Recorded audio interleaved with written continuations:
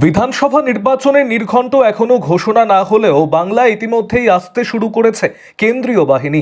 জেলায় জেলায় শুরু হয়েছে রুট মার্চ। তবে বুধবার উত্তর দিনাজপুরের চাকুলিয়া থানার হরিপুর এলাকায় কেন্দ্রীয় বাহিনীর রুট মার্চ চলাকালীন এক বিরল দৃশ্যের সাক্ষী থাকল স্থানীয় বাসিন্দারা।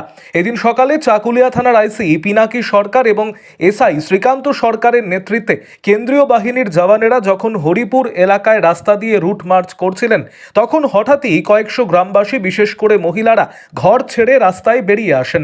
তবে কোনো প্রতিবাদ বা ভয়ের কারণে নয়, বরং জওয়ানদের প্রতি শ্রদ্ধা এবং ভালোবাসা জানাতেই এই জমায়েত। গ্রামবাসীরা ফুল এবং আবির নিয়ে রাস্তার দুধারে দাঁড়িয়ে পড়েন।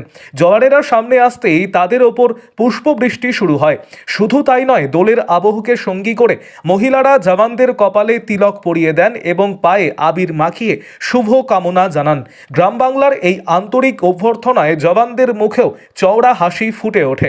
তারাও হাসি মুখে গ্রামবাসীদের এই ভালোবাসা গ্রহণ করেন এবং নমস্কার জানিয়ে ধন্যবাদ জ্ঞাপন করেন। স্থানীয় সূত্রে জানা গিয়েছে, গ্রামের মহিলারা দেশের এই রক্ষকদের জন্য ঈশ্বরের কাছে প্রার্থনা করেন। তাদের মতে, জওয়ানরা নিজেদের পরিবার ছেড়ে আমাদের নিরাপত্তা দিতে এলাকায় এসেছেন। তারা যেন সুস্থ এবং নিরাপদে থাকেন এবং এলাকায় যাতে কোনো অশান্তি ছাড়াই শান্তিপূর্ণভাবে ভোট সম্পন্ন হয়, এটাই তাদের একমাত্র কামনা। চাকুলিয়া থানার পুলিশের পক্ষ থেকে জানানো হয়েছে, সাধারণ মানুষের মনে ভয় দূর করতে এবং এলাকার নিরাপত্তা জোরদার করতেই এই রুট মার্চের আয়োজন করা হয়েছিল।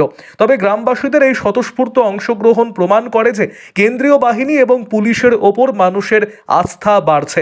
নির্বাচনের প্রাক্কালে যখন অনেক সময় রাজনৈতিক উত্তাপ ছড়ায়, তখন চাকুলিয়ার এই সম্প্রীতি এবং সৌভ্রাতৃত্বের ছবি সোশ্যাল মিডিয়ায় ইতিমধ্যেই ভাইরাল। সাধারণ মানুষের এই ভালোবাসা কর্তব্যরত জওয়ানদের মনোবল আরও বাড়িয়ে দেবে বলে মনে করছে ওয়াকিবহাল মহল।